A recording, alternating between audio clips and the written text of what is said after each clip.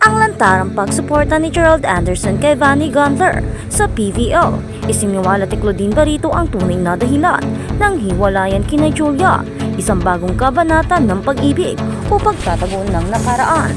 Kung bago ka lang sa channel na ito, huwag kalimutang mag-like, share, comment, and subscribe. Sa makulay at laging controversial na mundo ng Philippine showbiz, tila walang katapusan ang mga kwento ng pag-ibig, hiwalayan at mga bagong kabanata sa buhay ng ating mga paboritong artista. At sa gitna ng mga ingay na ito, muling napunta sa sentro ng atensyon ang isa sa mga pinakamalaking pangalan sa industriya, si Gerald Anderson. Ngayon hindi na matatawaran ang kanyang lantarang pagsuporta sa PVL or Philippine Volleyball League at lalo na sa volleyball player na si Vanny Gunter na matagal nang napapabalitang bagong babae sa kanyang buhay matapos ang kanyang relasyon kay Julia Barito. Ngunit sa likod ng mga masiglang cheer at lantarang pagpapakita ng suporta, may mga bumabagabag na tanong, mga lumang sugat na tila muling sumasariwa at mga haka-haka na nagbibigay ng mas malalim na konteksto sa bagong kabanatang ito sa buhay ng aktor. Hindi na nga naitago ni Gerald Anderson ang kanyang pagsuporta sa PVL at sa volleyball player na si Vanny Gunter mula nang mapabalitang hiwalay na si Gerald at actress na si Julia Barito. Madalas na siyang nakikitang nasa mga laro ni Vanny na nagpapainit sa mga spekulasyon na sila na nga ang magkasintahan. Ngunit ang mga pagdududa at mga katanungan ay hindi lamang limitado sa kanilang kasalukuyang relasyon. Ang nakaraan, lalo na ang mga pangyayari sa hiwalayan ni Gerald at Julia, ay muling binabalikan, lalo na matapos ang mga pahayag ng isa pang personalidad sa showbiz. Ayon nga ng mga fans, parang ang dali lang din naman ni Gerald na makamove on, kaya alam na this, meron na namang third party. Di ba ganito naman si Gerald palagi? Merong ibang babae pagkatapos ng isang hiwalayan, pagkatapos ng hiwalayan, or di pa nga natapos may babae na siya, ganyan naman di siya diba? Papalit-palit, comment naman ng isang fan. Ayaw naman ng isa, hindi talaga siya makontento, pang forever na talaga ang attitude niya, sayang. Ang kwento ng pag-ibig ni Gerald at Julia ay isa ng bahagi ng kasaysayan ng showbiz na puno ng intriga at kontrobersya. Ngunit ang kanilang hiwalayan na ayon sa ilang online na ulat ay naganap noong Marso pa ay matagal na ring pinagtakpan ng misteryoso. May mga ulat na nagsasabing walang third party na nasangkot sa kanilang breakup at hinintay lamang nila ang tamang panahon upang aminin sa publiko. Ngunit ang ganitong pahayag ay tila nagulantang matapos ang isang panayam kay Claudine Barito, ang isang fan. Walang sayang sa paghiwalay ni Gerald at Julia. Malas si Julia kay Gerald dahil si Gerald hilig sa babae yan. Babaero kumbaga, habang si Julia ang bata man niya at matino, hindi dapat siya maitali sa lalaking matanda na at higit sa lahat disloyal pa. Kaya naman hayaan na, mas magandang mapunta si Julia sa tamang tao. Ang ganda pa naman niya at ang bata pa niya, di deserve ni Gerald si Julia. Nako, sayang yung kagandahan ni Julia kung si Gerald lang din naman ang magtatapos nito. Ang mga matatalim na salita ni Claudine ay nagpalakas sa hinala ng mga netizens na mayroon talagang third party na nasangkot. Hindi man direktang binanggit ni Claudine ang pangalan ng babae.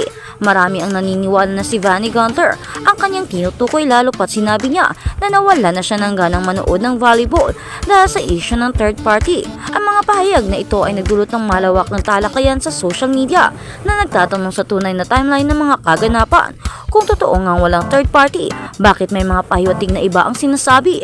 At bakit tila lantaran na ang pagpapakita ng suporta ni Gerald kay Vanny sa PVL? Ang kanyang pagiging consistent sa panunood ng mga laro at maging ang pagpunta raw niya sa training ni Vanny ay nagpapaisip sa mga netizens kung palihim na itong nililigawan ni Gerald o kung sila na nga ang pinili lang nilang itago sa publiko. Comment naman ng mga fan, naku naman Vanny Gunter, sayang ka kung si Gerald din lang mapupunta. Naku Vanny, isipin mo yung career mo, isipin mo yung sarili mo, huwag kang mapauto sa taong ito. Comment naman ng isa, naku Gerald, lubaybayan mo na ang mga batang babae yan. Sila lang naman yung niloloko mo at inuuto. Matakanda ka na, man up. Dapat dun ka sa mga matatandang tulad mo. Comment naman ng isa, ang harsh naman ng comment. Ang mga katanungang ito ay lalong nagpainit sa intriga at nagpapahirap sa paghahanap ng konkretong sagot. Ngunit hindi lang ang issue ng third party ang sentro ng usapan. Ang pag-aambing ng ganda ni Julia at Vanny ay muling umusbong. Madalas na komento ng mga netizens, mukhang hindi rin talaga nagpapatalo sa ganda ang bago ni Gerald dahil nakasabay sa ganda ni Julia Barito. Dagdag pa rito, mas bata raw si Vanny, nasa 24 taong gulang pa lamang kumpara kay Julia na nasa 28 na. Ang ganitong paghahambing ay hindi maiiwasan sa mundo ng showbiz kung saan ang physical na kaanyuan ay laging sentro ng usapan. ngunit higit sa pisikal na anyo. Ang mga netizens ay tila pa naghahanap ng sagot sa kung ano ang tunay na nakita ni Gerald sa bagong babae. Sa kanyang buhay, ang kwento ni Gerald Anderson at ang kanyang mga relasyon ay matagal nang pinagpipiestahan ng publiko.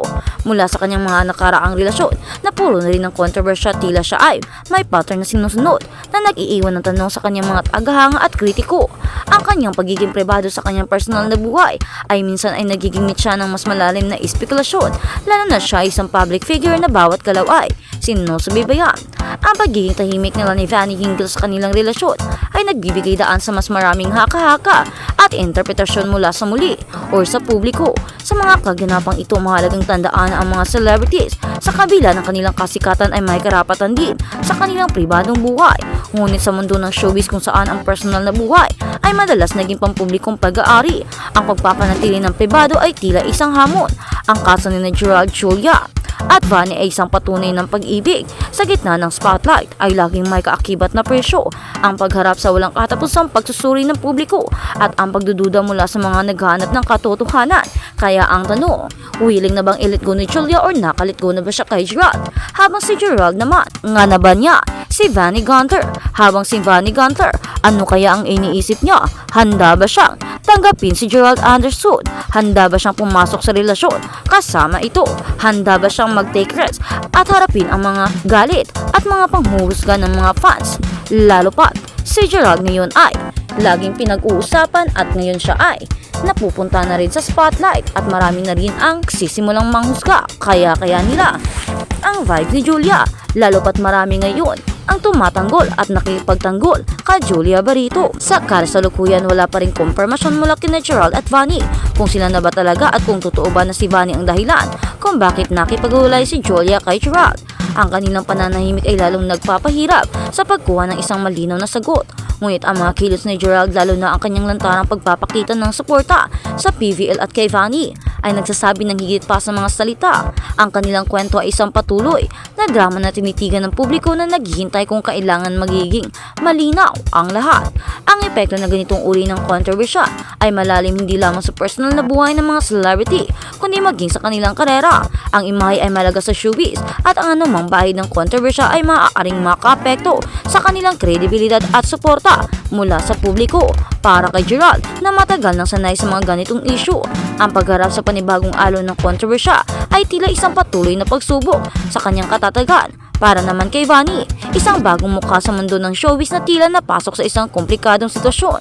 Ang pagharap sa ganitong uri ng atensyon ay tsak na isang malaking hamon.